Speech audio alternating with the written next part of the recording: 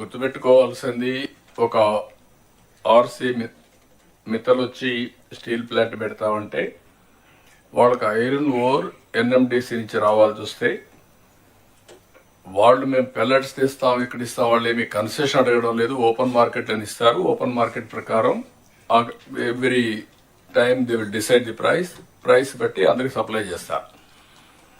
వాళ్ళు అడిగింది ఏంటంటే మాకు పైప్ లైన్ ఉంది, అక్కడ ఇమ్మనండి, మాకు రా మెటీరియల్ ఇస్తే మేము స్లర్రీ తెచ్చుకుంటాం, మాకు కాస్ట్ తగ్గుతుంది, రెండోది మాకు కంఫర్ట్ వస్తుంది, నేరుగా ప్లాంట్కి వస్తుంది అనేది వాళ్ళ ఐడియా. దానికోసం నేను అందరికీ ఫోన్లు చేసి రిక్వెస్ట్ చేస్తున్నాను. నేను ఎందుకు రిక్వెస్ట్ చేయాలి? కుమారస్వామికి ఇప్పుడు 3 సార్లు ఫోన్ చేశాను. అదే మరి ఎన్ఎండిసి చైర్మన్కి ఫోన్ చేశాను. అంటే మేము ఏ విధంగా పర్సనల్గా ఫాలో అప్ చేస్తున్నామంటే వాళ్ళకు ఒక నమ్మకం, నీకు ఒక phone call, you telephone to me అని మేము చేస్తున్నాం.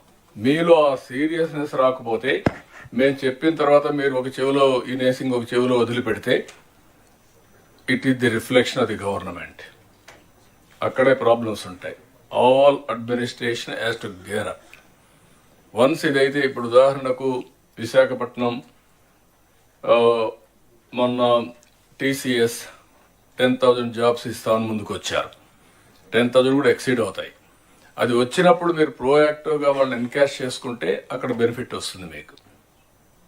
అదే సమయంలో ఇక్కడ ఐబిఎం లేకపోతే టీసీఎస్,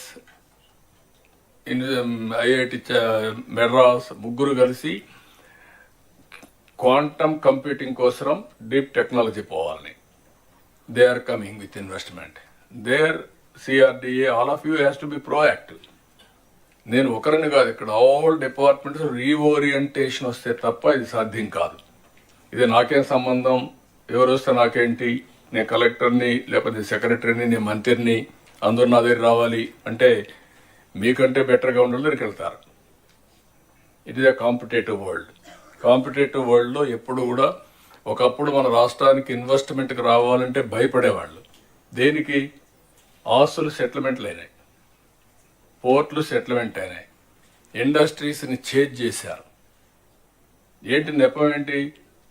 పొలిటికల్గా కావాలని వెనకబడి వాళ్ళందరినీ చేంజ్ చేస్తే ఈ రాష్ట్రంలో పెట్టాలి అనుకున్న వాళ్ళు కూడా వేరే రాష్ట్రాలకు వెళ్ళారు.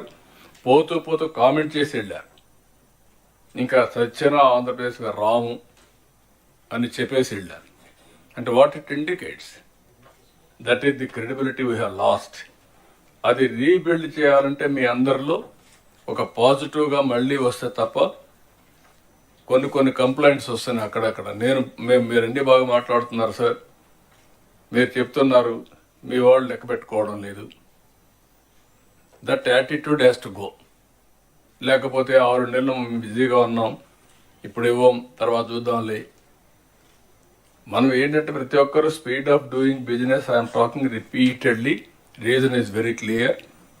ఎంత తొందరగా వాళ్ళు గ్రౌండ్ చేస్తే ఒక్కసారి పెద్ద ప్రాజెక్ట్స్ 6 నెలలు సంవత్సరం కానీ లేట్ అయితే ఓవర్ రన్స్ అన్నీ కలిపి ఆ ప్రాజెక్టే వైబిలిటీ ఉండదు. You have to keep it in mind. ఒక ఎన్విరాన్మెంట్లు కావచ్చు, పొల్యూషన్ కావచ్చు, లేకపోతే ల్యాండ్ అలాట్మెంట్ కావచ్చు, లేకపోతే మీరు ఇండస్ట్రీ క్లియరెన్స్ కావచ్చు, ఏదైనా కానీ. అదే మరికి 14 డిపార్ట్మెంట్లు ఇచ్చాను ఇక్కడ. ఈ 14 డిపార్ట్మెంట్ కూడా మీరు చూస్తే